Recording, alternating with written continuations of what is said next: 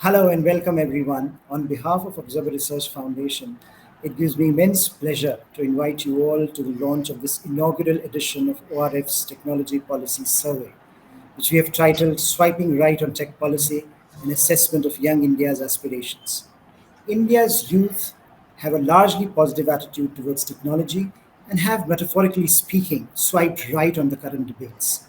From driving innovation to driving the economy, technology has become central to the way we conduct our businesses and organize our lives.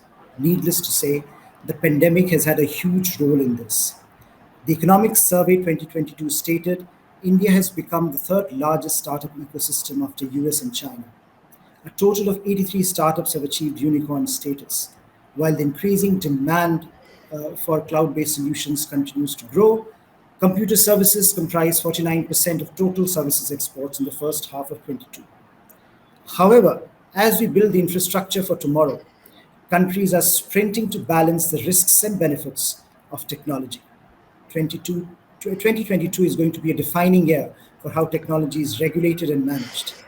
Countries and geographies like the US, EU, UK, India, Brazil, Australia, all are making significant attempts at defining their regulatory approach to artificial intelligence, data, and technology governance. Bipartisan bills are being proposed to foster healthy competition and to close the post Privacy Shield agreement on transcontinental data transfers and AI regulation.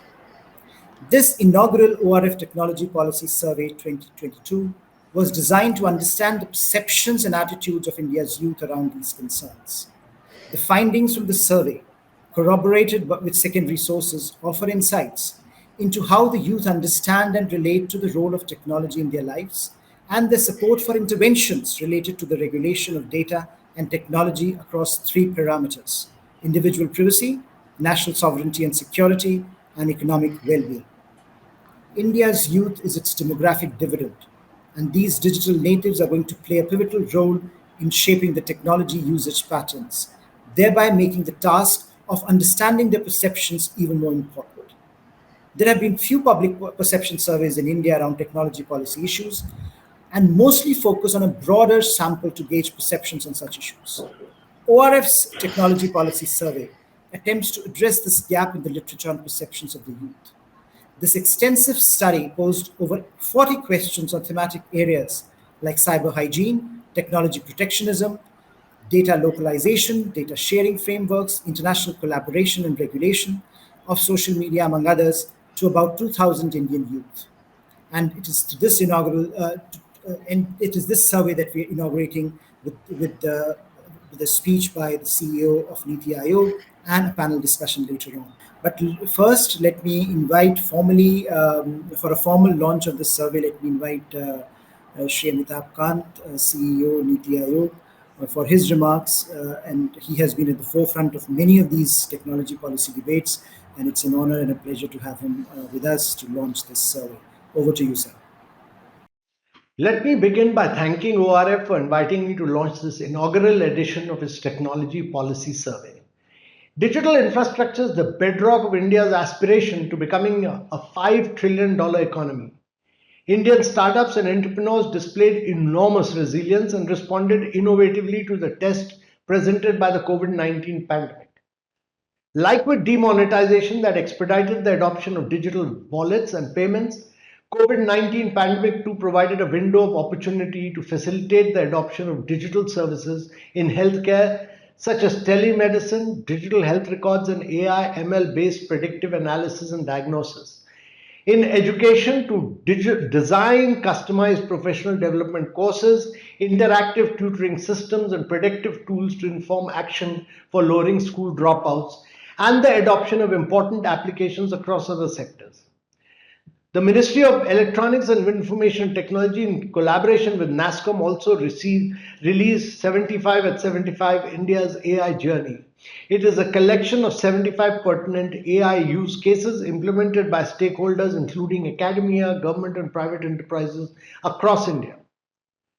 Nonetheless, as technology adoption in India continues to reach new heights every day in order to maximize the benefits, it becomes imperative to identify risks emanating from increasing usage of technology and to regulate them accordingly. in collaboration with all stakeholders. NITI Aayog has been regularly collaborating with stakeholders, including technology developers, platform designers, lawyers, policy professionals, government, and so on, to facilitate the development of regulation that does not create roadblocks to innovation. During these unprecedented times presented by the pandemic, NITI Aayog has been at the forefront of defining and redefining India's regulatory approach to data and AI risk governance. We published the Data Empowerment and Protection Architecture to ensure that value generated from data could be distributed with citizens and society. In collaboration with the Center for the Fourth Industrial Revolution at World Economic Forum, we published Approach Document for India, Part 1, Principles of Responsible AI, in February 21, and Approach Document for India, Part 2, Operationalizing Principles for Responsible AI, in August 21. Both these documents provided an overarching framework of principles which represent the regulatory approach imagined for reducing AI harms. The ORF Technology Policy Survey, swiping right on tech policy and assessment of young Indian aspirations, gauges the understanding of technology policy issues among the Indian youth and assesses their response to proposals that can address policy gaps. The survey is indeed a welcome initiative and addresses the need of the hour, as the digital natives are going to play a central role in defining the digital agenda of India, and it is imperative that we consider their perspective while drafting policy proposals. Some of the most insightful findings of ORF Tech Policy Survey report are in tandem with the work we do at NITI Aayog. In DEPA, we proposed a data sharing framework that builds on the electronic consent framework, an account aggregator framework. The electronic consent framework, released by NITI in 2017, is guided by 5 design principles: user centricity, trustability and compliant with IT Act, universal identity, granular control, and open standard based. More than 80% of the respondents expressed support for the principles that underlie the functioning of the consent framework. More than 8 of every 10 of the respondents, as per the findings of the survey, consider user-centric mechanism for data sharing as important and support the requirement that consent be sought before the commencement of data sharing. In the light, it is also promising that the trends highlighted by the survey report indicate that 54.3% of the Indian youth support the introduction of independent organizations for assisting the simplification of data sharing and re-provision of personal information as proposed in DEPA. In doing so, a majority of the youth is supporting the creation of a new and empowered class of data principles with the potential to shape socio-economic processes in a highly digitized world. The survey report also conclusively proves that across age, gender, and region, the Indian youth believe that the demand for responsible models of data sharing must ensure gains, not just for the individual, but also for the society. Given the immense relevance of the themes touched upon in this report, I would like to congratulate the Observer Research Foundation for conducting this extensive exercise. In an era characterized by the use of emerging and critical technology, the youth have an increasingly important role to influence the direction in which technology policy goes next. And in this light, endeavors like the ORF Tech Policy Survey report by young researchers sets the ball rolling for more such endeavors that could inform policymakers. Thank you very much, ladies and gentlemen. It's been a real pleasure interacting with you. Thank you, sir, for your remarks, and which hopefully will also be taken upon by by our panel, very distinguished set of panelists with whom we'll be discussing some of the findings of this survey and what for them emerge as some of the key policy questions that emerge out of this. First, let me invite the 2 authors out of the 3 authors, Dr. Renita D'Souza and Anushka Saxena first, for laying out the template of the survey and for providing us an overview of the survey. So Renita is a fellow at ORF Mumbai, and Anushka is a research intern with us at ORF. So Anushka and Renita, over to you before I let the field open for others. Thank you, Professor Kant. India is globally the second largest and fastest growing online market, with the majority of its internet users being between 20 to 29 years old. India is also home to one of the youngest populations in the world. In this light, The youth's engagement with technological advancements is going to play a huge role in facilitating the coming decade of India's economic growth. Technology and digital platforms have become arenas where attributes and values of modern life are colliding and contesting. On both online and offline platforms, issues like state sponsored cyber attacks, digital surveillance by foreign entities, and violations of user privacy have taken the center stage. The fast digitalizing world is expected to become more complex, and the burden will be borne largely by the younger generation. In this regard, the first iteration of the Observer Research Foundation Technology Policy Survey, titled Swiping Right on Tech Policy, an assessment of young India's aspirations, starts out with three objectives in mind: to measure awareness, to identify concerns, and to gauge opinions on future policy options in the tech space. The end result has come out to be a report that reflects well the perception of the Indian youth about the vibrant and yet complex cyber landscape. The report has also captured the impact of demographic indicators like age, region, gender, level of education, and status of employment on the perception of the Indian youth. We divided the questions in the survey based on three parameters, namely individual privacy, national sovereignty and security, and economic well being. We conducted interviews telephonically with a sample of 2002 Indian youth between ages 18 to 35 from cities across India. Now, I would like to take the opportunity to discuss some of the key takeaways the survey presented, and my colleague Renita will later highlight the policy recommendations these takeaways help us draw. So, the Electronic Consent Framework, released by the Ministry of Electronics and Information Technology in 2017, is guided by five design principles: user centricity, trustable and compliant with the IT Act, universal identity, granular control, and open standards based. More than 80% of the respondents expressed support for the principles that underlie the functioning of the consent framework. 8 of every 10 of the respondents, that is 88.1%, consider user centric mechanisms for data sharing as important and support the requirement that consent be sought before the commencement of data sharing. India's youth also support data localization. About 70% of the respondents agree with the proposal that foreign enterprises should store and process data within data centers located in India. Respondents, irrespective of their gender, age, and employment status, expressed equal support for data localization. India's youth are also largely comfortable sharing their personal data to support government schemes such as providing ration or cash to the poor with 82% support, or for reducing road accidents with 79% support. There is, however, less support for sharing data to assist the Indian government with anti terrorism efforts, with only 58.6% support. And finally, over 66% of the respondents were uncomfortable with the proposal of sharing their biometric data in exchange for monetary compensation. Over to Renita. Thanks, Anushka. As mentioned by Anushka, the aim of our report was to address the lack of young voices in deliberations around technology policy. Discussions on individual privacy cannot be conducted in isolation from the evolving political and economic environment wherein data sharing is central to realizing values such as national sovereignty and security and economic well being. In this regard, analysts have often referred to the so called digital trilemma between individual privacy, national sovereignty and security, and economic well being.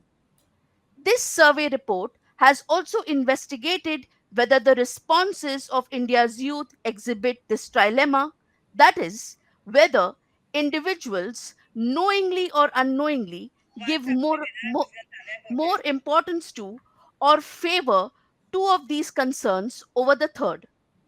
The report finds that respondents are more likely to choose national sovereignty and security than against it, and choose economic well being than against it, as compared to choosing individual privacy than against it.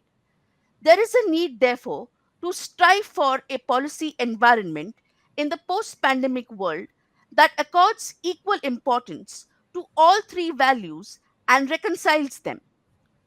Practices, policies, and investments which are implicated by the data trends were discussed in the survey report. For example, the survey found 92% of the respondents supporting investment in infrastructure such as mobile towers. 88% of respondents support investment in development of an open data regime to foster AI innovation. An uninterrupted supply of critical mineral resources for batteries of electric vehicles, and domestic manufacturing capacity of indigenous computers and mobile chips. The importance placed by the youth respondents on self reliance in supply chains and indigenous technological innovation underscores their support for the government's Atmanirbhar Bharat campaign. In this context, the state must aim to strike a balance between technology protectionism and self reliance in the domain of technology. The government of India and the private sector engaged in developing and deploying public service delivery systems must explore possibilities for reconciling the digital trilemma in the context of data sharing. The alternative model for data sharing must ensure user centricity, data interoperability, granular control by citizens, and compliance with existing laws. This could result in an equitable distribution of the benefits accruing from citizens' data between the government and the private sector responsible for public service delivery systems, individuals, and society at large. While the government of India has proposed certain initiatives like the data empowerment and protection architecture to enhance users' control on their data, these are yet to acquire widespread public support, perhaps due to the huge gap in digital literacy in India. Information about such proposals have to be disseminated to the larger public as part of digital literacy strategies. A majority of respondents have stated their willingness to share personal data with government and private sector enterprises to assist in addressing national security, law enforcement, and other such concerns. However, respondents have not conceded to a blanket sharing of their data. Rather, only to meet certain purposes under certain circumstances. Both the public and private sector must be mandated to be transparent about the purpose and type of data collected, location for processing it, timeline for erasure, and strict compliance with cybersecurity protocols. This brings us to the end of our presentation. Thank you. Thank you, Anushka. Thank you, Renita, for this overview and some of the interesting highlights from the survey as they emerge, and we'll be happy to take them forward in our conversation in a bit. We have, of course, with us Antara Vats, who is one of the authors of the survey itself. Antara is a junior fellow with the Center for Security, Strategy and Technology. We have with us Mr. Ashish Aggarwal, who is the Vice President and Head of Public Policy at NASCOM. And we have Mahima Kaul, who is the Head of Public Policy for APAC region at Bumble, previously Twitter India's Public Policy Head. So all of you, warm welcome for your time and for taking the time out to read this survey and to comment on this. Once again, thank you. I'll start, Antara, by asking you first, as an author of this report. You heard your two colleagues highlight some of the important aspects of this. But is there something first that you want to add to this, to what they've said? And also, is there anything as an author that was surprising, that you wanted to underscore, that you were not expecting, that came out of this survey, that as a young Indian, you felt was counterintuitive? Any of those interesting findings that you want to comment upon first? Thank you, sir. One of the very interesting findings that I would like to add on to the findings that have already been shared by Dr. Renita and Anushka was that when we were digging deep into the data collected on the basis of age, region, education, occupation, and gender, we found some very interesting findings with respect to digital literacy. For instance, regions with higher SDG and HDI index are more likely to choose in favor of than against individual privacy and economic well-being, except for East India, which we had expected would be true for South India. We had expected that South India would be leading the baton when it comes to sharing data with private enterprises or the government sector, but it was actually East India who was at the forefront of sharing their willingness to share data with the government and the private sector. And that could be an interesting finding in the sense that it comes like East India is a region that has a lot of national security concerns.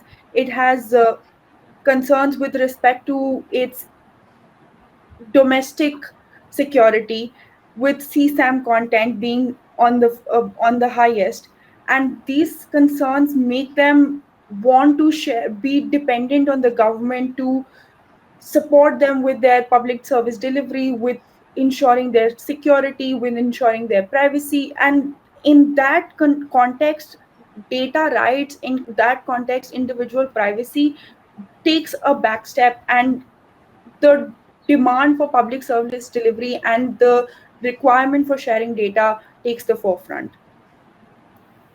Very interesting. I'll come to this once again later on, but let me go to Mahima and Ashish first. Ashish, over to you, and then to Mahima. I think both of you can address this question, and both of you are heads of public policies in your respective domains. One of the key findings of the survey has been that in an increasingly digitized world, responsible data sharing and redesigning of online platforms is increasingly becoming a concern for the youth. Now, if you go back to the first principles, what should be the fundamental principles that should guide these aspirations? What are we looking at when we are thinking of designing these ideas into operational realities? What kind of fundamental principles should we aim for? Ashish, would you want to touch upon that? And of course, let me also invite you first to comment on the survey itself, and if you felt that there are any interesting findings from your perspective before you go to my question. Sure, Harsh, and thanks for having me here. So, one, I must congratulate the team for doing this, because clearly we need much more of these studies and surveys. A lot of time we are not really in touch with what the perceptions, notions, and aspirations are on the ground with respect to technology. So, I think so. One thing is, clearly when I look at the survey results, what will be even more interesting is what kind of inferences and analysis that you can actually draw from these survey findings. Because as I can see, you could come up with even different analysis just looking at some of the key findings, and that's one interesting thing. Clearly, if I look at the top findings, there are some big surprises. Uh, uh, for example, support for data localization, and that's a bit of a surprise. Also, uh, government should adopt protectionist measures for domestic industry. To my mind, that's also very surprising, and I'll just kind of articulate, why it seems to be so. So India is the data processing hub for the world. Uh, we generate in IT services alone $150 billion worth of exports, right? And at least a part of it relates to us processing the data of largely the entire Europe and the entire America in India. So if you were to just kind of turn this around to say that if the world had thought similarly, then this industry wouldn't have been where it would have been. Maybe we could have done something better and different, but definitely what we are talking about here, there is it's a bit of a counterintuitive, right? Similarly, when we talk about protectionist measures, I think the Indian IT industry has thrived on global competition, and that's where it is succeeding so well. We are in over 100 countries, and we are welcomed all over the world. So when we think about that, and then we look at a notion that we should probably be protectionist. I think we probably need to go a little deeper to understand what exactly, because maybe the heart is in the right place, but what exactly we mean when we want to be protectionist. I think that's where between the cup and the lip there is a lot of scope for nuance in technology policy. And finally, I think one finding where support for severe penalties for foreign companies as compared to Indian companies for similar offense, that is just surprising.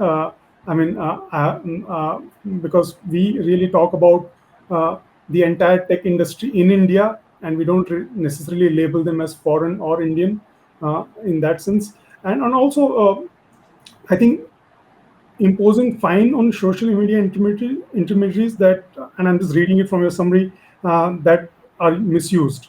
Now, which is again very fair on the face of it, but if you just again go back in history, fake news was there much before WhatsApp or social media was invented.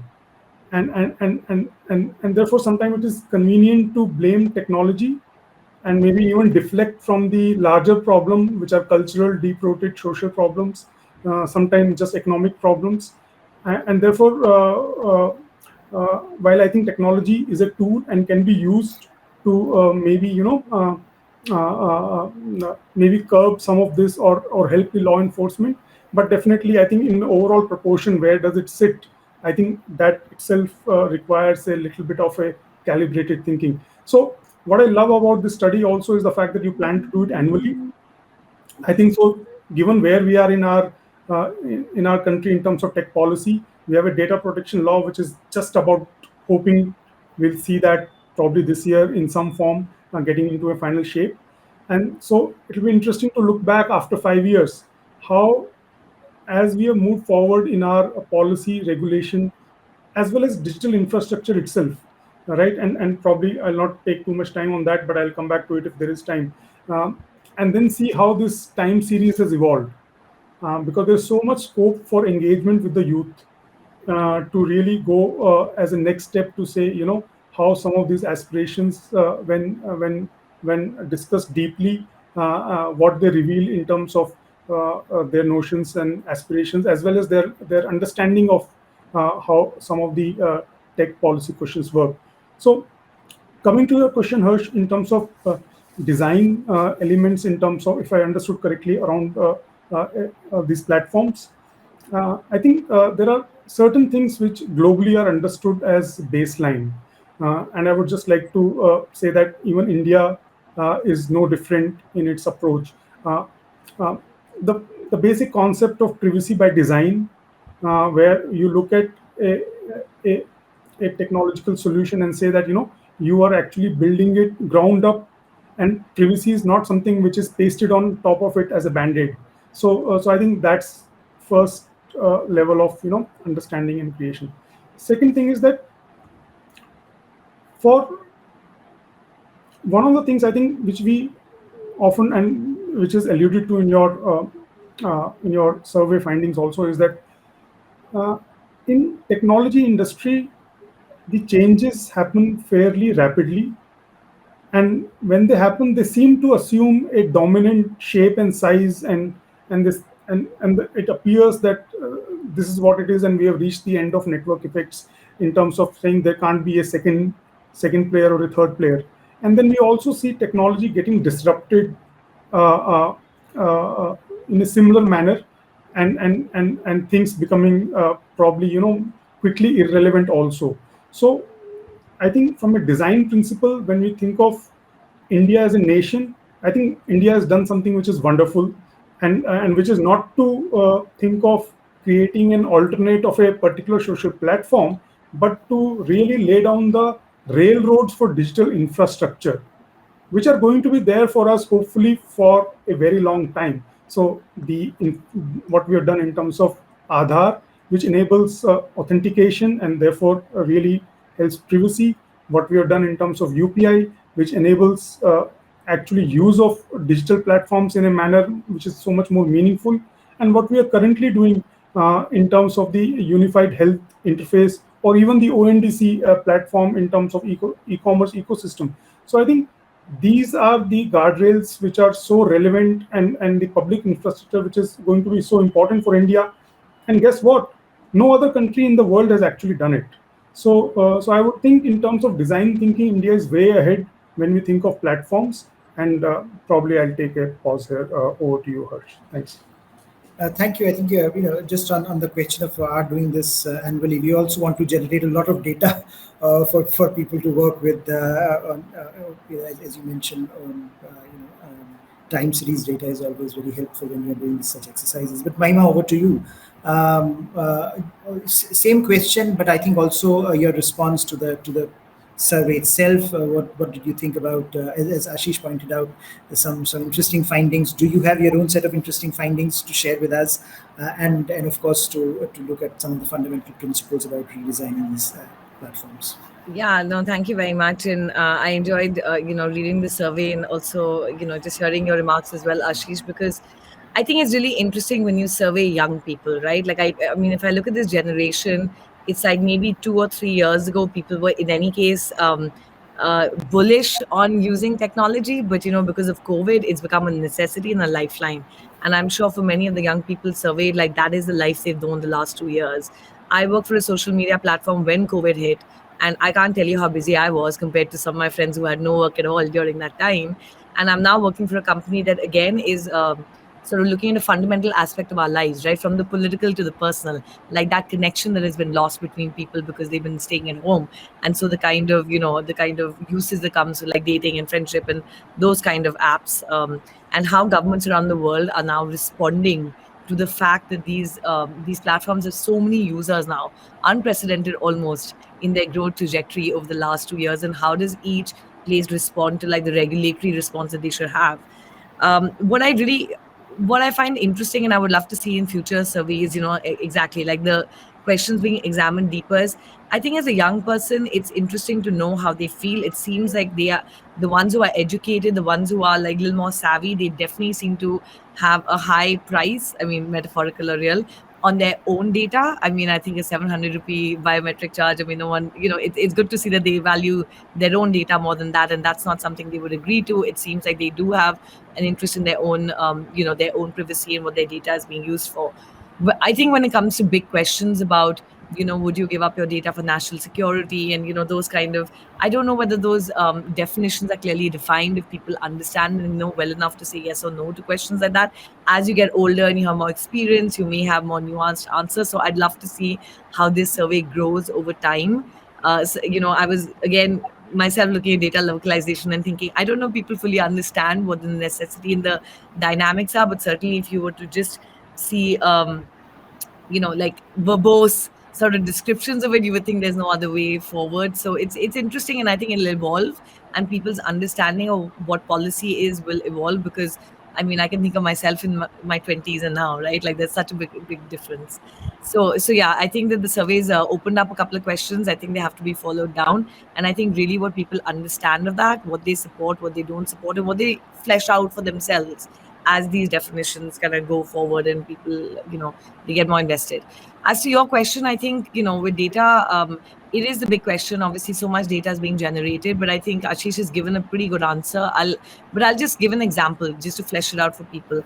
One of the worst things to do is to actually come up with really narrow solutions, assuming that there is only one solution and one technological solution or one regulatory solution, because as we all know, technology moves really fast. And I'll give a very practical example. When you talk about social media and other platforms and people want to verify users, I think there was a time when ID based verification, right, like was the only solution that people could think of. They're like, you need to collect a national ID, and that's the only way. And some of the criticism to that from some companies is, but we don't want to collect data that we don't need to operate our service, and so there must be another way in which we are not liable to take sensitive personal information, these IDs, and keep them with us. And is there any other way that we can corroborate that this is indeed a real person? And if you look at like different companies around the world, like those solutions are actually coming out, which are more like tech oriented. There are like live cameras at the point of like coming onto the platform. You have to give different angles. Maybe you have to hold something up, like just to ensure it's a real person and not a bot. And so I guess by that, what I'm trying to say is, like, privacy by design, obviously making sure that you're using, like, you're appropriately collecting the data. It is minimal. You don't keep it longer than you need to. You safeguard it, all those things, but never think that the technology is not going to move on and the solutions won't get more innovative. And so it needs to be, as Ashish said, a framework has to be fair and just and forward looking, and then solutions will come, they'll get dropped, and new ones will come. So we have to be flexible. Mahima, if I can just come back to you again, because I think Ashish also mentioned this point about a large majority of the respondents who are calling for imposing fines on social media intermediaries Yeah. in this survey. Uh, since your work has been closely related with online safety for women, etc., do you think such a proposal could be effective, and what potential roadblocks are there in this area? Yeah, I mean, this is a really interesting question. There's obviously responsibility of the platforms, because there is, they are hosting, and they are, they do have, I mean, it's the vehicle in which a lot of this, information is operating. So, I understand obviously the onus by the government being put on the platforms. Part of it is that users should also give that feedback in platforms and start innovating, and coming up with new policies and new buttons, and the algorithm tweaks and things like that. I think governments want to put a lot of onus in terms of fines, just to make the companies realize that there is a financial penalty if they are not able to come up with solutions. There are issues with that. I mean, a lot of people feel like there's going to be a lot more censorship from the platform side, and that is also something that the governments, do not want to see the companies exercise more content moderation than needed. When you come down to the reality of doing these things, it can be really difficult, right? Because you can put penalties on a platform, but at the same time, you have to understand that users are actually creating that information. And so if you're not also looking at networks, that operate in pushing out misinformation, and you're not keen on platforms, the I don't know what's called deplatforming, certain users, if they are sort of violating rules, it becomes a really difficult catch-22, because the platforms are not coming up with the content, though they may be responsible for different ways it can be amplified. So where is the content being generated? And then if they were to take action against users who are generating that content, would that then be a problem? And then how do they actually resolve that? So it's not as easy as finding people. You can find them, and you get some momentum from that, but I don't think it's going to solve the whole equation.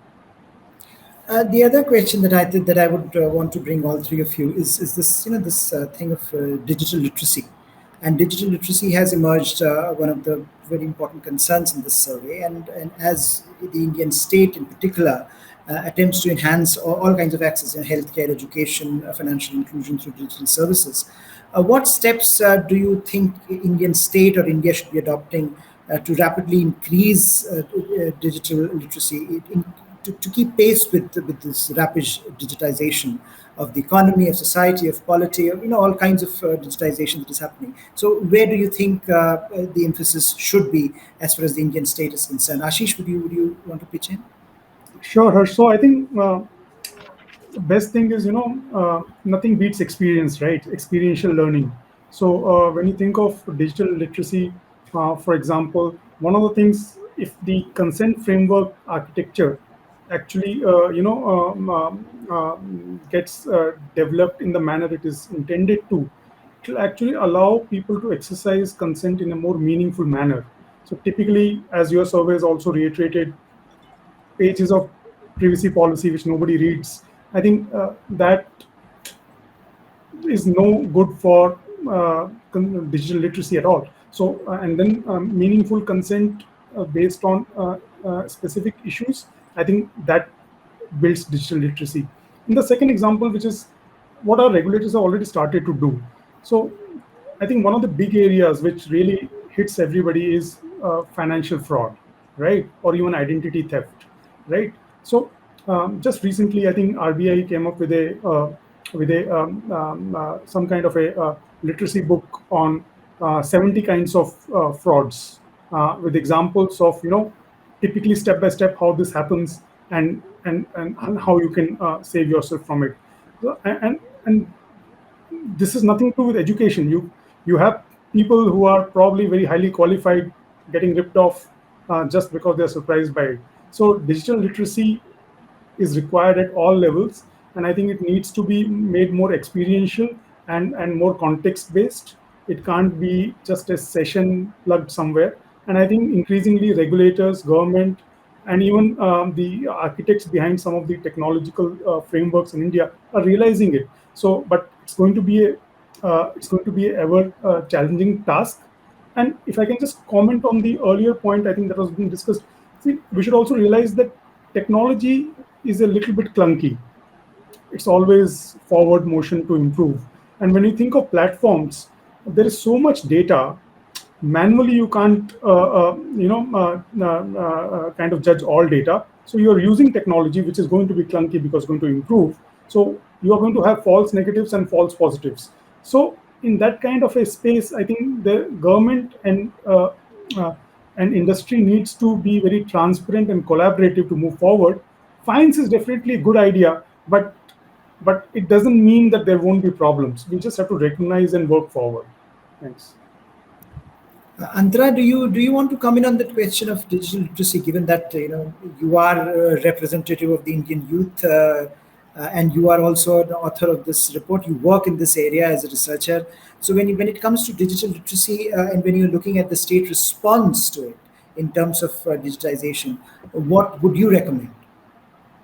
So one thing that my mother is a teacher, so I very fortunately very closely saw that the teachers when during the pandemic were not well trained to deal with the rapid digitalization that had come to their doorstep, and they had to like make peace with it and make things work with it. And that is something that is true for our digital initiatives as well. Digital training needs to happen not just for the children or the digital natives. It needs to happen for teacher trainers as well.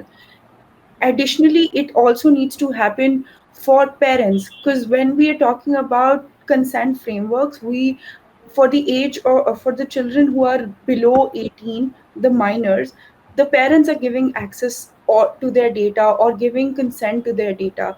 If the parents are in itself not trained on understanding what the limitations of data sharing process are, what could be the risks of it, and they do not understand these two considerations, we will not be meaningful consent will not be generated. So when we are talking about digital training, it needs to happen pan it needs to happen for all demographics. It need not be concentrated on the people who are just growing up, who are digital natives, but also who are using these services on a regular basis, and also giving consent for the access of data for their children.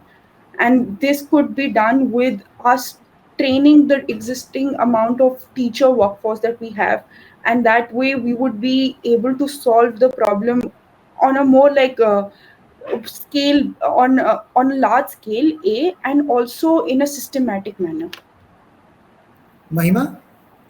Yeah, I mean, I really strongly agree with what Antaraz just said, because I do, I mean, financial frauds, of course, like no doubt about it. People really, really need to get more literate about that. It's one of the biggest problems. I used to think social media issues are the biggest problems till I talked to the cyber cells, and they used to be like, it's the best problem in the media, but like our real problem is economic fraud. It's really bad, and especially older people, they get hit so badly they don't know where their savings have gone. I think you have to look at different points. The point of sale, a good time to be able to give some kind of like safety literature to the person buying it. But then that cell phone will be passed down after 2, 3 years. So the next person getting it may not get the same benefit. Do you, I think education, definitely it needs to be in the curriculum, certain amounts.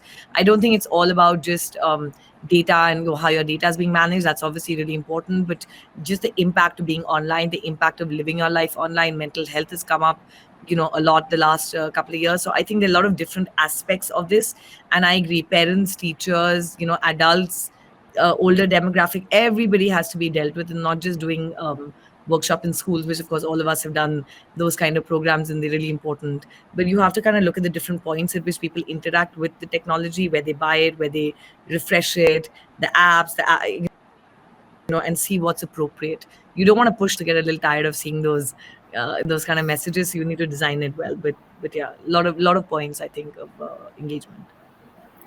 Finally, few things, Ashish. I want to come to you, and I think this is the point that you made earlier in your intervention as well. In the survey, the respondents demonstrate strong support for government-led investments to facilitate development of domestic social media applications and for protectionist measures to ensure India's domestic technology industry is competitive. However, when you ask them about their preference between domestic and foreign social media applications, there's a strong preference for foreign applications. And some would say this is an instance of the irreconcilable trinity playing out in the process of Indian youth's aspirations. But from your perspective, what is the best approach for India to facilitate the reconciliation of this trilemma being played out? Privacy, sovereignty, security, and economic well-being.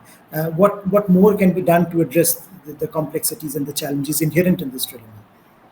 So clearly, I think India, being a democratic nation, being a liberal economy, and all of that, I think by choice, we have invited the world to be part of our economy, and as a consumer, I think it just makes sense to opt for whatever product is good for me, and not label it by a nationality. So, having said that, I think uh, as a aspiring India, as an India which wants to grow to the next stage in terms of our stature in the world, I think there is that expectation that we should have more homegrown successes, and that will be something great, and that's not bad at all. I mean, so we have seen this in certain domains. So we have the Tata consultancies and the Infosys and the Wipros of the world, which have done that. Now, more recently, we have Freshworks and the SaaS companies, and we even have the Zomatos and Swiggies, which are probably at a global level, they would or could be successful if they wanted to be. Having said that, I think for us, clearly, we need to identify our strengths. And as a nation, I think our own domestic economy offers a huge market. And from a state perspective, clearly, uh, probably I would think that a social media platform is not necessarily the most high priority digital infrastructure from a state perspective. I think what is the focus here, and which has been the focus of various governments, even the current ones, is, let's say, financial inclusion. So how can we use technology for financial inclusion? All right. How can we probably improve our election processes to save cost and effort? And all of that, I think we are making good giant strides, if I were to say so.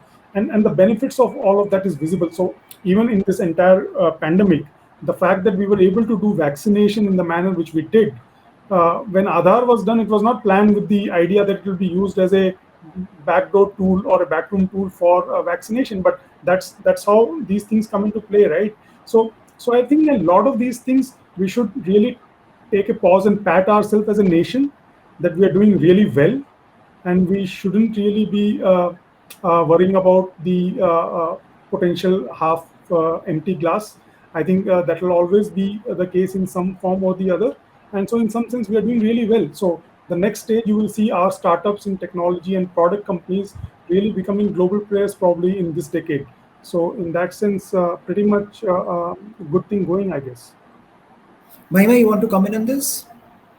No, I mean, really, I agree with Ashish, and I think that the foreign versus domestic, it is difficult sometimes because foreign companies, they are actually working, and they people from India are working in those companies, laying down investments, is becoming part of the entire digital ecosystem.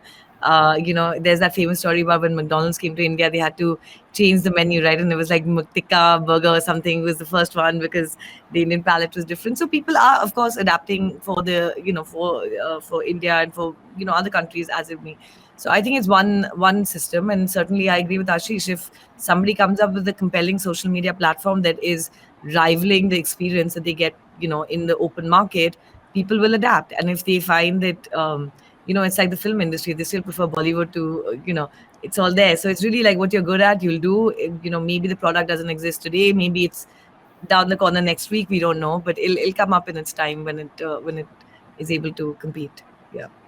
Antara, one final question to you. You know, you mentioned it in your initial surprise, and you mentioned the East India being different, and a greater tendency to share their personal data with the government. Do you want to elaborate on that, because that's an interesting sort of a data point. Why is that? Why do you think that that's the case? So I will start with an example. A significant majority of the respondents, which is like 56.5%, expressed support for allowing foreign companies to share personal data with foreign law enforcement entities to reduce criminal activities on the internet.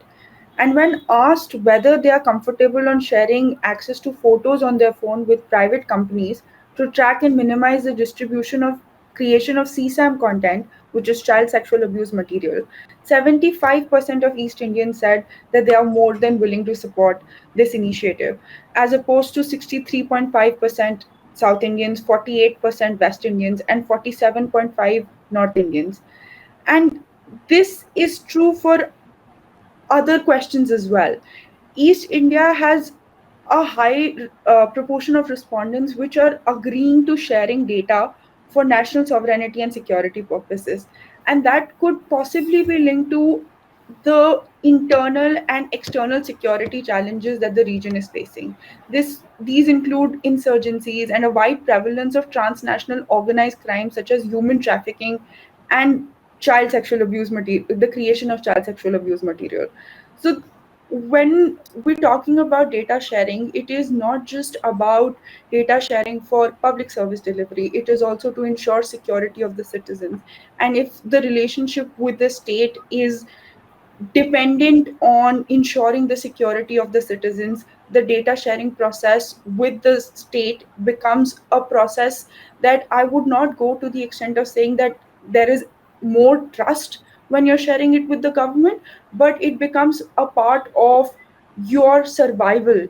And then you necessarily have to, like for Aadhaar, if you need to share, you share your data with the government for public service delivery, for a midday meal scheme. A lot of these services are linked with it. So as it is for a lot of people, it becomes a part and parcel of their lives where public service delivery is dependent on their sharing the data with the government. So now to Mahima and to Ashish, final question, and this is for us to how can we improve? I mean, some of the things that you said at the very beginning about analyzing it and looking for the Time Cities data, some of the interesting questions. But the big question of public policy and how technology policy is can be more data driven. And therefore, if you are looking at some of the data that is survey data that we have created and we intend to create in the future, where do you think our emphasis should be, and what parameters should define that practice? Because this is, in a sense, we are on a new trajectory, on a new journey here, which we want to do every year.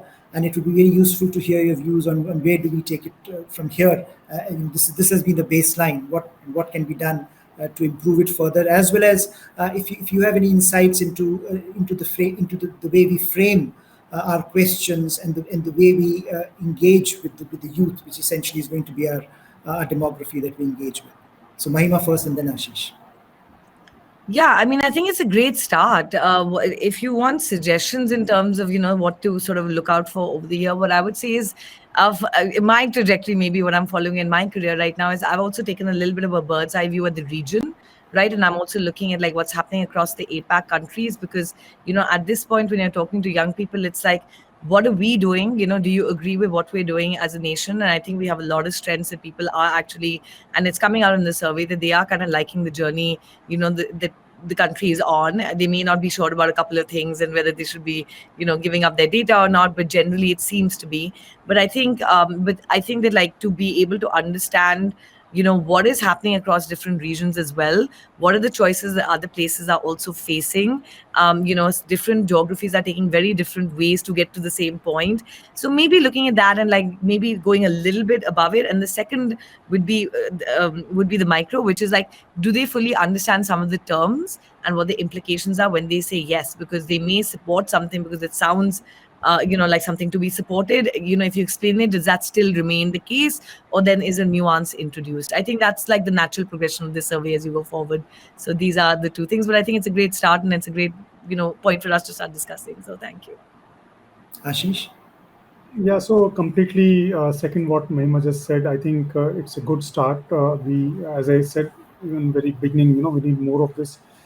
So I think, see, survey is also an indirect tool for digital literacy in some sense. So I think what you use the survey finding itself is something is interesting way to think about it. So are you using it just as specific input to some kind of a policy framework, or are you also using it as an assessment to say what is the level of digital literacy with respect to some of these important policy questions in India today among youth, right? So I think that's one different value which you can derive from this. Second, when I was going through this survey, I think you really have scope for making it a bigger survey.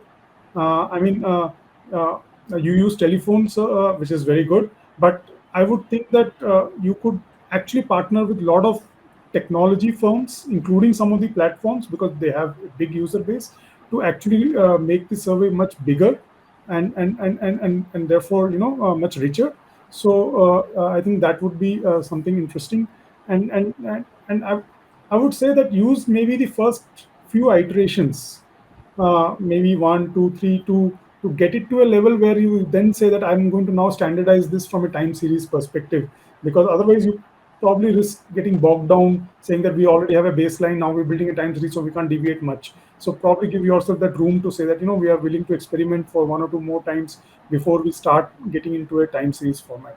So again, just very quick reactions. Thanks. No, very helpful. Thank you so much for joining us. We have completely run out of time. In fact, we have gone over time.